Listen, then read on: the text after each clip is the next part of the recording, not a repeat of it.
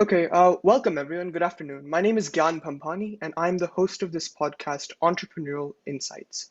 This afternoon, we are here with cybersecurity success Dr. Neil Daswani, an alumni of the prestigious universities Columbia and Stanford. He went on to pursue his dreams, and he's written many books. His most famous being Big Breaches, a novel which gives everyone an insight on into the biggest data breaches of our century. Without further ado, I would like to introduce Mr. Neil Daswani. Thank you, John, for having me. Thrilled to be here and look forward to having a good discussion today. Yeah, same here. So I would like to start off with my first question, which is how does your doctorate degree help you in daily life? Sure. So, if you ask many folks that have gotten doctorate degrees, you might hear all kinds of different answers to that question.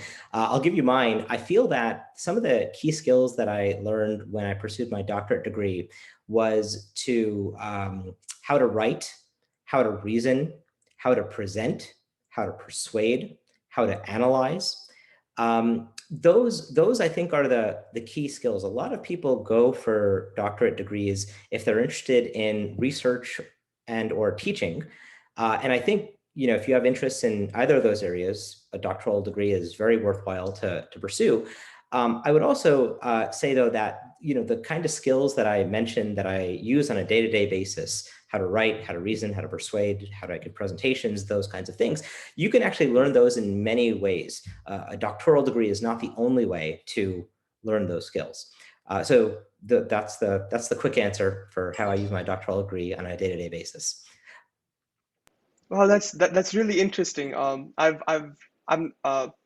it's really interesting to know that you use it or you have many uses for it. And it's unique as well, right? Like you said, many people pursue it for teaching, and you pursue it for just becoming a better individual overall. This leads Right. into my next question. Can you give us some insight into the biggest breaches of our century and how they have impacted our daily life, referring to your book, The Big Breaches? Sure. I'd be happy to talk about some of the biggest data breaches. So let me just first mention that over the past 15 years, there have been over 9,000 reported data breaches. And the big breaches continue. Just most recently at the tail end of 2020, with the SolarWinds hack, there was an attack on 9 different government agencies through a software company called SolarWinds. There also just recently, just a couple months ago, there was an attack against the Colonial oil pipeline, in which a bunch of folks that deployed ransomware were able to shut down the operations of that oil pipeline for about a week until they had to pay a ransom of almost $5 million. Those are 2 examples. To just give 2 more, the largest data breach in terms of the number of accounts exposed to breach was the Yahoo breaches that were announced back in 2016, in which what the attackers did is they used phishing and malware to compromise Yahoo, but they also reverse engineered Yahoo's cookie generation algorithm. And so what they were able to do is log into any Yahoo account at will, just knowing the email address without knowing the password at all. So that's been the biggest breach in the history of the internet, looking at the number of accounts exposed. As we know, cloud systems are also new and are relatively new, right? There's more and more folks and organizations adopting the cloud and running their systems in the cloud instead of running in a data center. And as recently as 2019, Capital One suffered the largest cloud security breach of all time, in which over 100 million of their customers had social security numbers and other data stolen about them.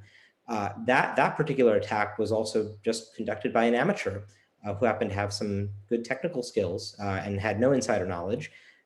And as compared to the Yahoo attack, which was conducted by 4 Russian hackers, 2 ex-FSB agents, or compared to the Colonial pipeline attack, which was suspected to be done by a group of organized Russian cyber criminals, the cloud security breach that occurred at Capital One was just done by an amateur. So I think that there's a whole bunch of different threat actors, whether they be amateurs, organized cyber criminals, or nation states, and the breaches have just pretty much continued getting worse, to the point now that Joe Biden has issued a presidential executive order around cybersecurity.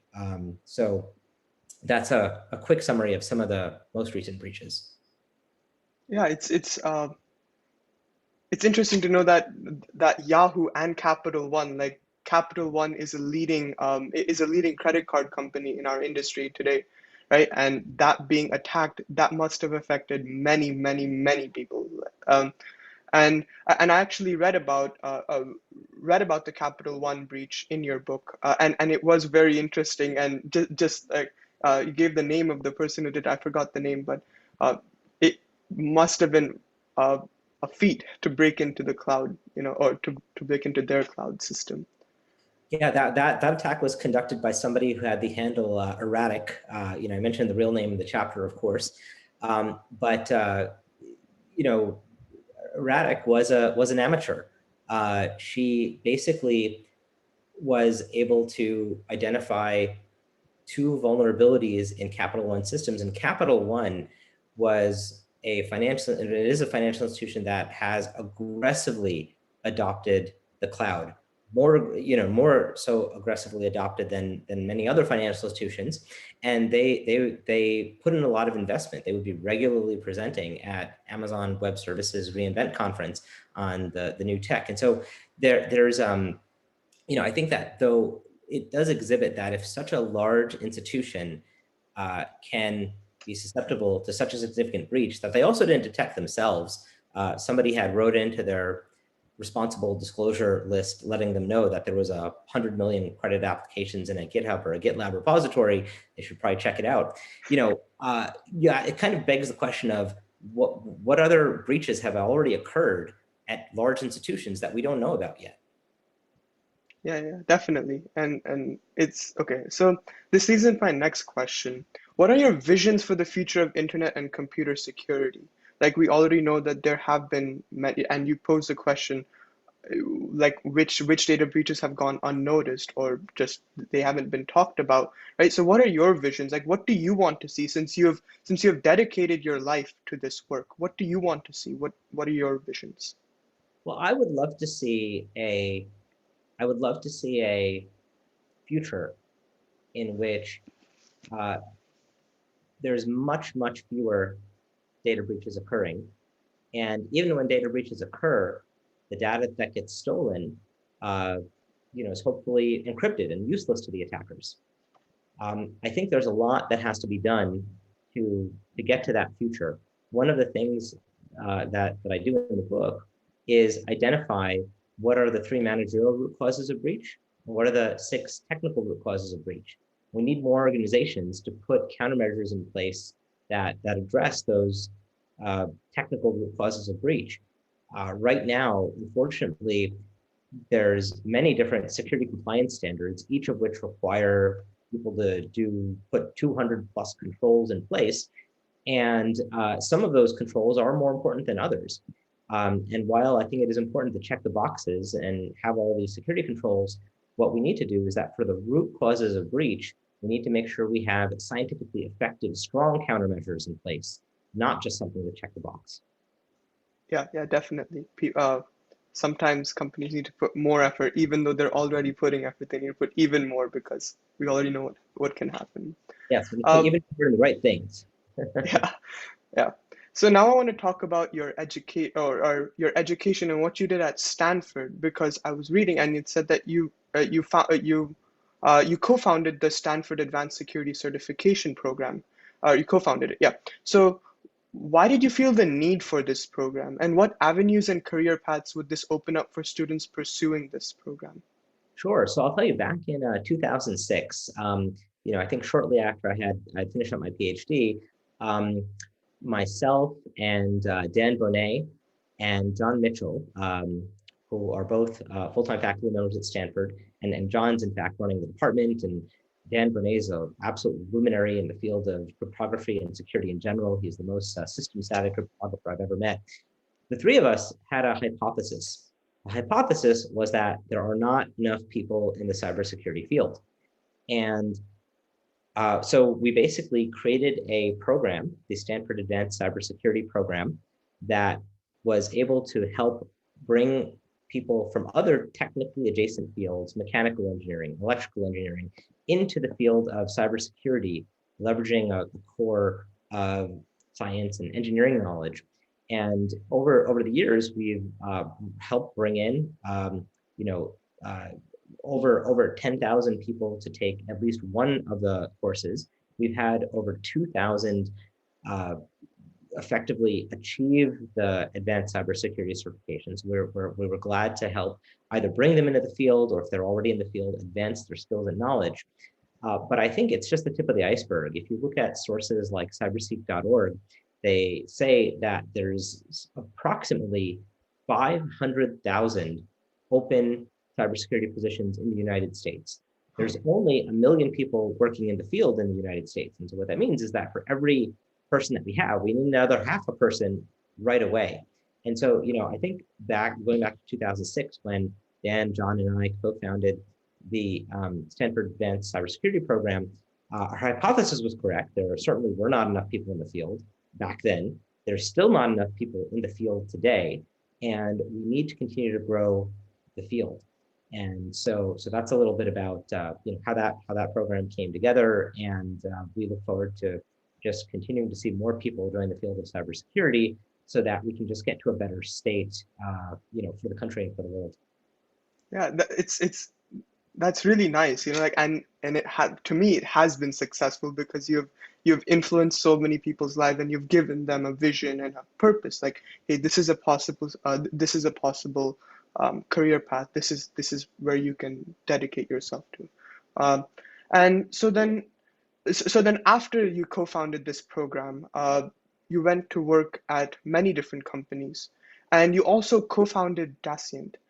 Can you describe your experience co-founding a new tech startup, and how did your knowledge at Google, a previous company, help you in this process? Sure, I'd be happy to talk about that. So after I finished up my PhD at Stanford, I had joined Google, and one of the things that I saw as an engineer and as a product manager at Google is that the way that malware and malicious software was spreading on the internet was changing. It used to be the case that most malware would say come as an attachment to an email. And the risk was people clicking on that attachment, and then that attachment runs and infects the computer, and then say tries to spread to all the contacts in your address book.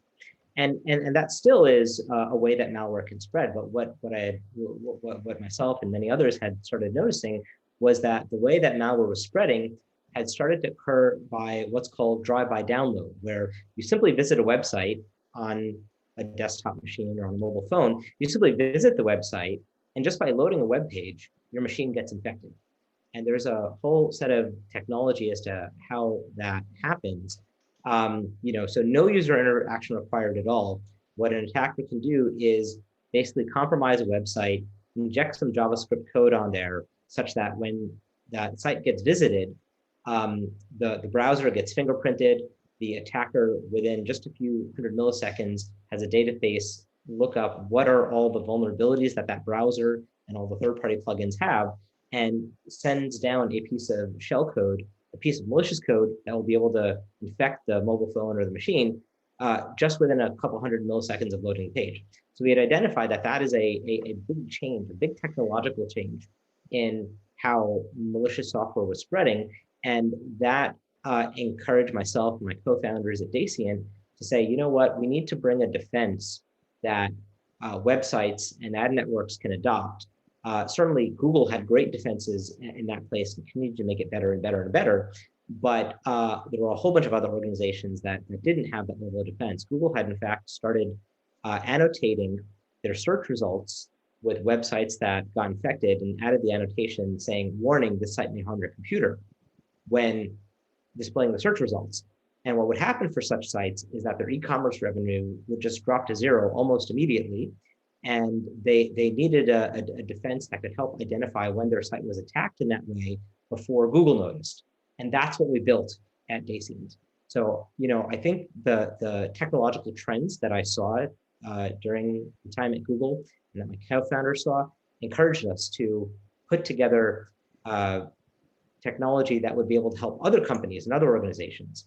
And it was really a very kind of organic thing. And I think that basically when people go out and want to start a new company, looking at what technological shifts are taking place in the world may be a very good thing to look at. And if you have specific insights as to how those technological shifts will continue to change and what you can do, what kind of technology you can bring to the table to help the world adapt to those technological shifts, so much the better. There's been many other startups that have started by keeping those kinds of things in mind and having those kinds of things at the heart of the development of the startup.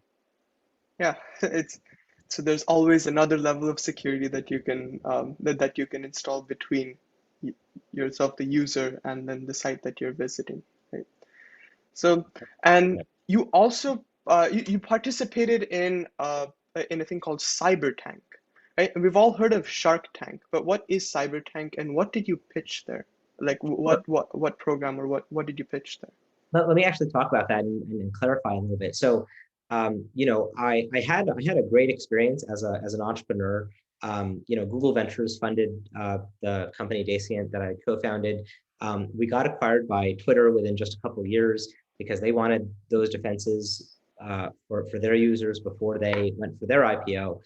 And so I had such a great experience being an entrepreneur and helping build a company and seeing a good exit that many years later I decided to host a cybersecurity pitch competition. So after my time at Dascient and at Twitter, after I had acquired the company, I had served as a chief security officer at two companies. And then after that, I spent some time at Trinity Ventures as an executive in residence there. And one of the fun things that I brainstormed together with the partners there about is putting together this Cybertank competition where effectively we invited a whole bunch of early cybersecurity companies to pitch their ideas.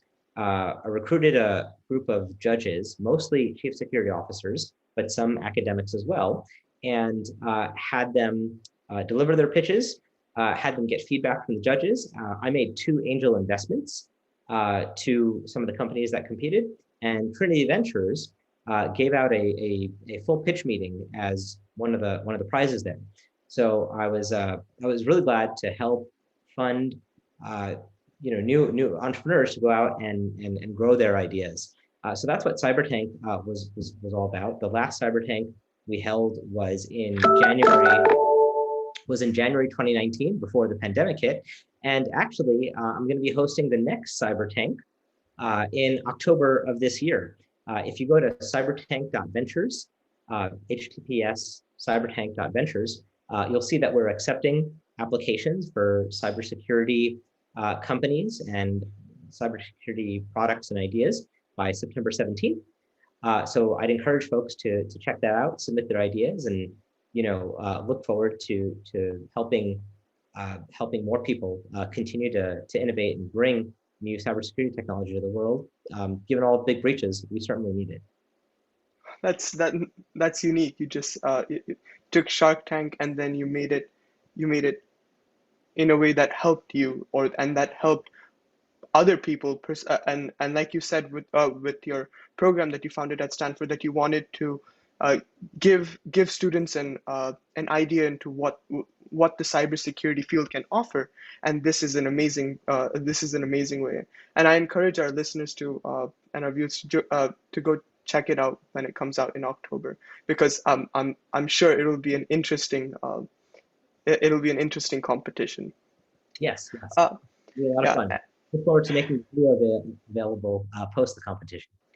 Yeah. So, what is your advice for young people who have dreams of starting a business or a startup in any field? So I would encourage them to learn as much as they can about what are some of the big problems in the world. I would encourage them to develop some domain expertise, scientific or engineering oriented, and figure out how they can impact one of the big problems in the world, make that problem better through a product or service. And the whole point of a business is to grow in such a way so that you can not only you can start by helping solve that problem for 1 or 2 people or 10 people, and then if it's working, and say there's companies ready to pay for it, then you can use the revenue to get more footprint across more customers, and basically use business as a vehicle to create impactful change in the world. So that would be my advice to young entrepreneurs. So use business as a vehicle to impact change in the world. That's really inspiring. So to build. So you're saying to build an interest, or to build an interest, explore, and then use that with business to change That's it. exactly right. You use business as the vehicle to bring impact and change to the world. A lot of people might be like, okay, I want to go start a company and make a lot of money. Well, if you develop a useful product and service, yeah, you will make a lot of money. But I would look at that as the side effect. Look at the solving the problems and generating the impact. That should be the primary goal. The financial success should come as a side effect if you're actually solving the problems and doing a good job with marketing the product and service and getting it out to the world. That's really inspiring advice. So this is a follow-up question. So how do you make your if people have started a company, how do they make the company effectively stand out in an ever competitive field? Because because there's always going to be competition, no matter if you go into one field or another field. So how do you stand out? How do you bring out your unique point? Sure, I'd be happy to chat about that. So the first thing to keep in mind is that if you're looking at solving a problem that nobody else is and you have no competitors, actually that should be a cause for concern. If there's a problem that's important enough, what's going to happen in the world is that of the billions of people in the world, there's going to be at least a few that are interested in solving the same problem and that might have similar expertise. It's just the nature of the law of large numbers and whatnot. But then the question is, how do you differentiate yourself from the other folks? And there's many ways to provide differentiation. One way of differentiation is technological innovation. And I would say that if your product or service is innovative in some way that will lead to faster and more market adoption, that is the way to achieve success. There's sometimes scientists and engineers that I speak with, people that have scientific and engineering background, and they're like, great, I have this new way to solve something. I'll go file patents. And the thing to keep in mind about patents is that patents are pretty much a defensive measure. You can try to use them offensively, right? To say sue other companies that are infringing on your idea. But when you're a startup, you're like 3 months away from death. You don't have the financial resources of a large company. And so you should think about using your patents defensively. Focus on innovation, solving problems for the customer, getting market penetration. That is the way to achieve success offensively. Patents should be used defensively. Does it make sense? Yeah, that does. So just remember that there's always going to be competition, and just remember your main focus of impacting change, of solving a problem, a necessary problem in the world.